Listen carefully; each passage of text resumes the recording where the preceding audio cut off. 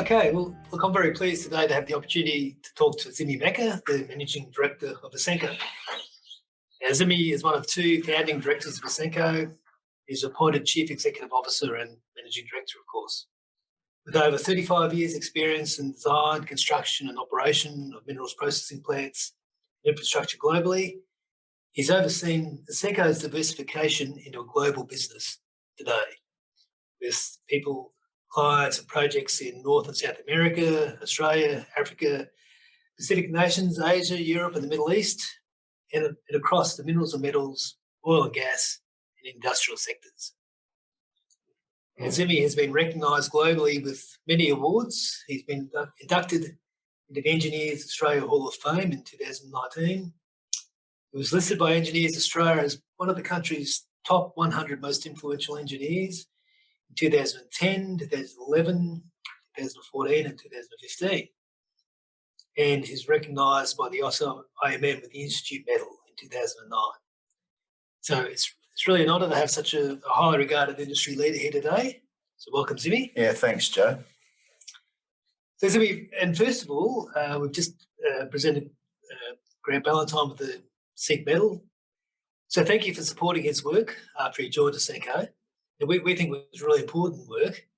I know you think it's important too, and that's why you supported him to continue it. How do you think this type of work is going to help the industry make the right moves in improving energy efficiency? Yeah, good question, and congratulations to Grant. We're very proud to honour Grant or have Grant honoured with this award. We think it's fantastic that our people are recognised this particular way. I know Grant's worked really hard to get to this point, which is great, and we're pleased to continue to support this type of work in order to reduce the amount of energy we need for comminution. Grant's passionate, and so are the team passionate about reducing operating costs in milling operations, at the same time reducing carbon footprint, of course. So, we feel that as an organisation that has a value set committed to innovation, that we should be supporting people like Grant in achieving the best they can be for a start, and secondly providing work that's being used by the industry on a day-to-day basis, and hopefully we'll change some aspects of the industry moving forward. So we continue to make time available for people like Grant to do this sort of work. And when he came to us from the JK, I know Greg Lane said to me that Grant wanted to continue this work. We looked at it and we felt it was really important that he did that. So we're really honoured that he's part of our team, and he's been honoured the way he has been by CEEC. It's fantastic.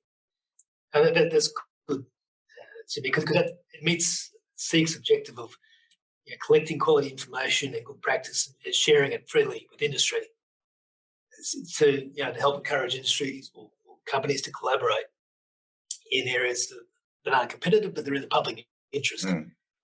And sometimes that's hard for some companies to accept. Some companies, I guess, can't get out of the compete approach.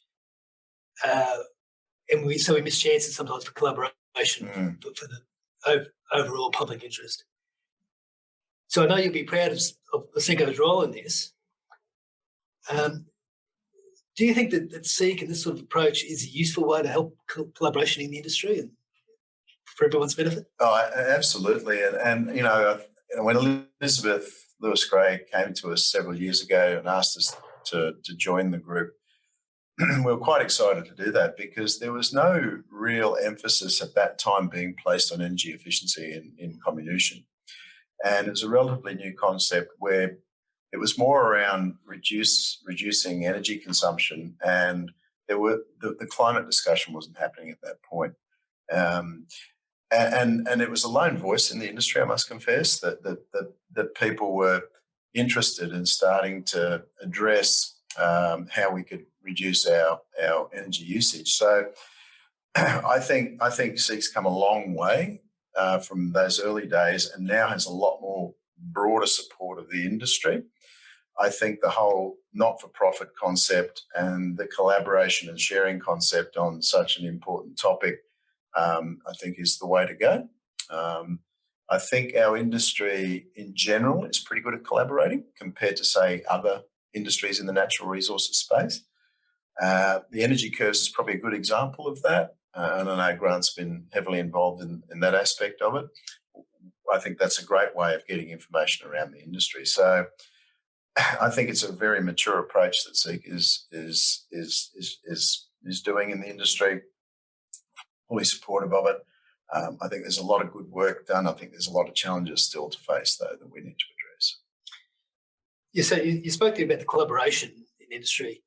How does Ausenco go about that? And it's daily work with clients where they have the competitive information, so do you.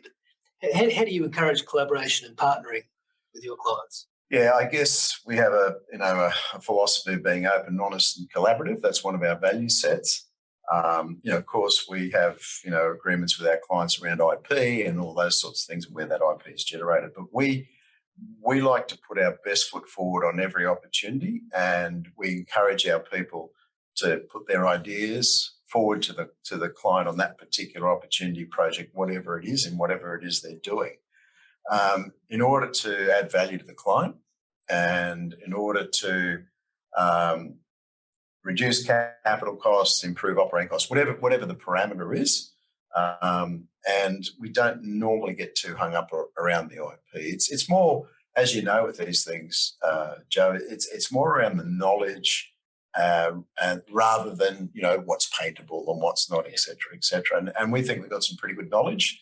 We think we've got some really good experienced people, we've got enthusiastic people who are passionate about what they do. And it's that, I think, that they bring to the table and continually asking questions and continually presenting new opportunities.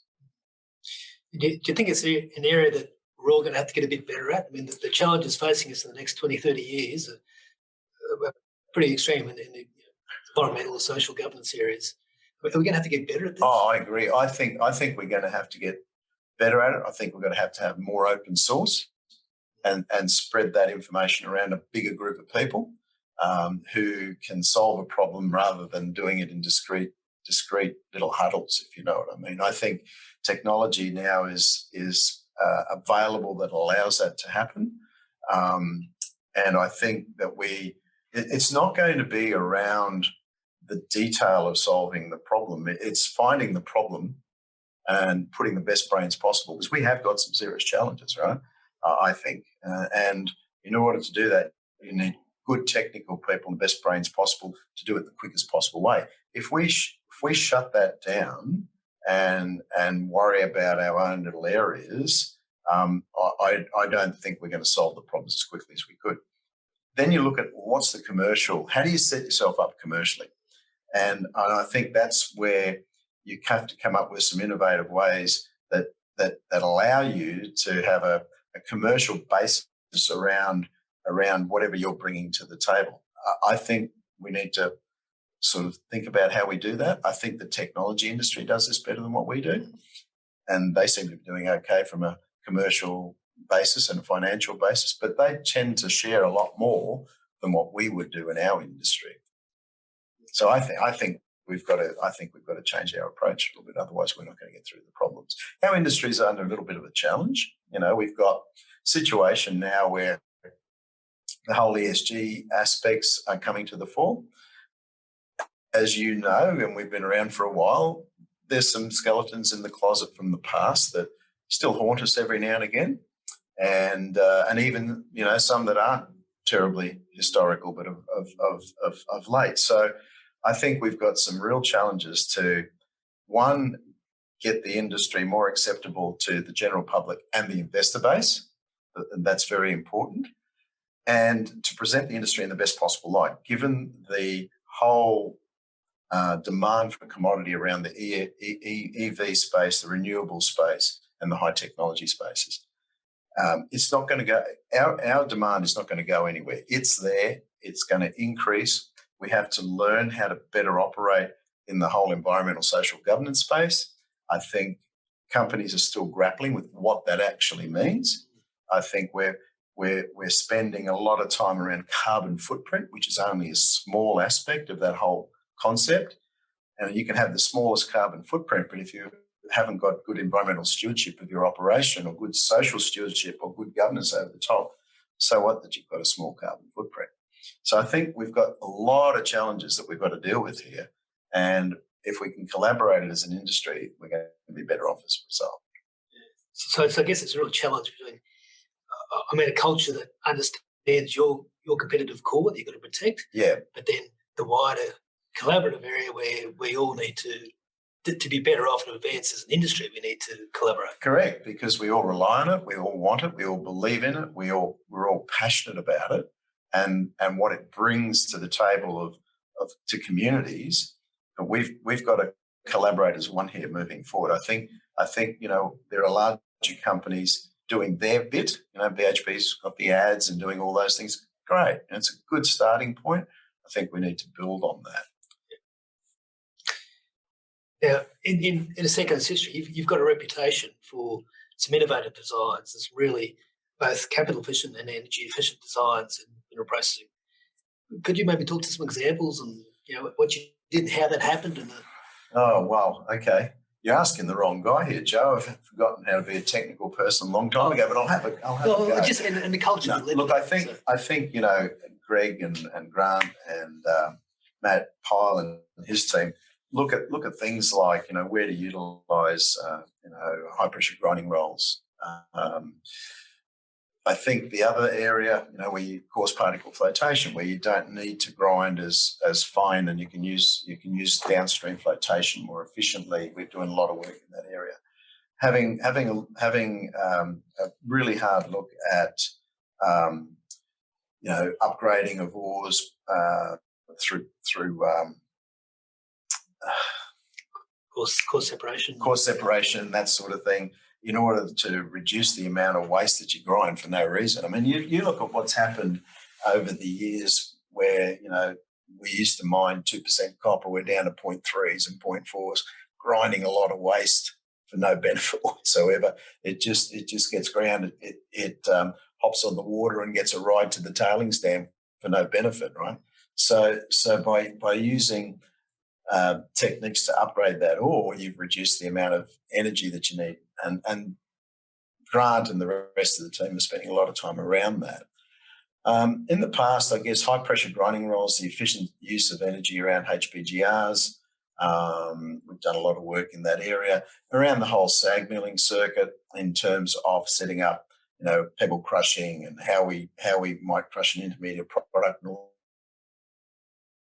those sorts of things. There's been a lot of work in that space, but I'm really quite encouraged around what we're looking at in the future, and certainly the coarse particle flotation, even the dry stack tailings, in order to improve water recovery, because water is another big aspect of this. Of course, it's just not the grinding circuits. I think that's a really important area that's going to help from a water recovery, but also from a dam stability perspective. So, Grant and the team and Matt and Greg are looking at all these sorts of areas at the moment. We've got I think we call it enhanced process recovery as a project that we're looking at to capture all of these sorts of things and see where we can take them.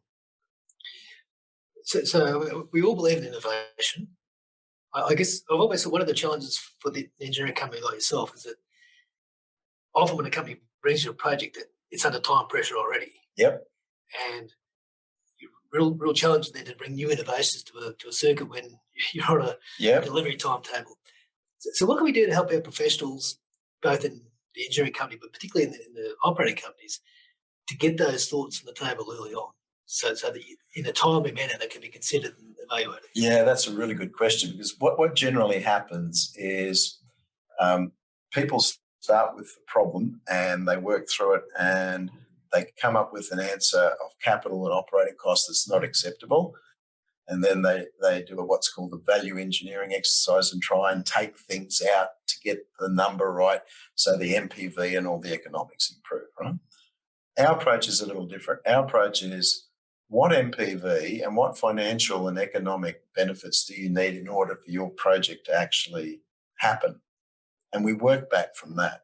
So we tend to not do this iterative process, but do the financial model first and say, okay, we need to get to this answer from a financial perspective for this project to happen.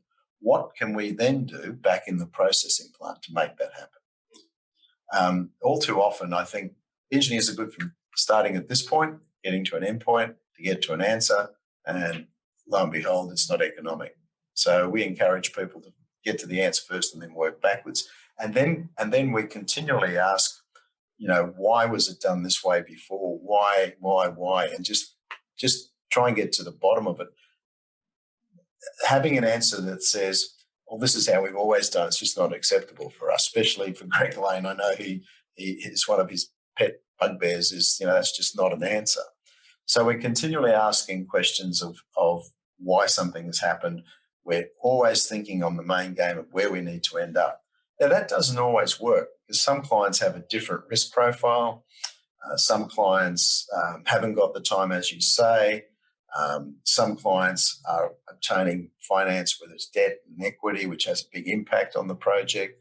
So there's a lot of outside influences that impact that. You can try and be as innovative as possible, but if the particular project or the client or the financier can't bear the risk, well, then it's a pretty hard journey. So it works really well when there is an open communication with the client to want to do this, and to take some risk, because there is some risk involved, and not everyone wants to do that, of course.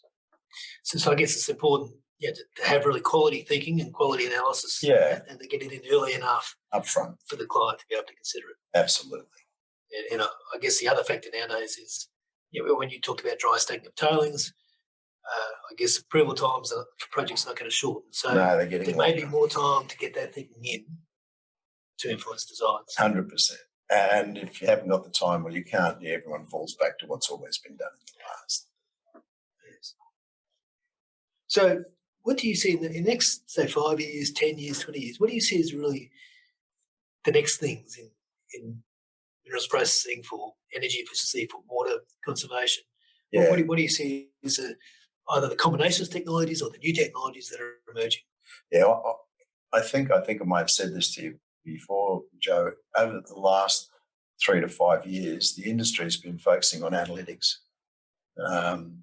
getting truck efficiencies, oil temperatures and oil pressures and all this data that's being analysed and continually analysed. And in the meantime, grades have been falling, and the cost of energy has been increasing. And I think now's the time for us to really have a good hard look at ore sorting, upgrading, improving how we can grind our material, how we can then separate it in the flotation, how we can store and stack it. And the savings that we will get if we do this properly will be tens of percent, not at the margins. And then of course you've got the whole carbon footprint piece, which everyone's looking at and trying to improve, and I think that's really ultra important. So I think if we can focus on how to extract the best economic outcome, which may not be the highest recovery at the end of the day, at the lowest energy unit per pound of copper or whatever it is we're chasing, for the lowest amount of water, that to me is where we've got to be focusing, and that'll have the best financial business outcome as well. So we've got a lot of work to do, and I'm glad that there's organisations like CEEC that have that emphasis, and we're starting to see clients have that emphasis as well. So I think that's where we need to really put our attention, and not every company is thinking that way, thinking a little bit short term, but I think investors are going to really push us in this direction.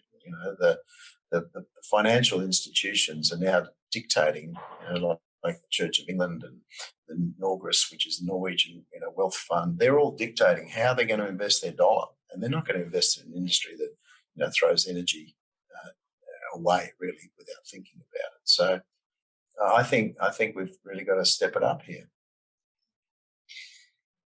So a lot of forces pushing us in that direction, and I agree there are options available.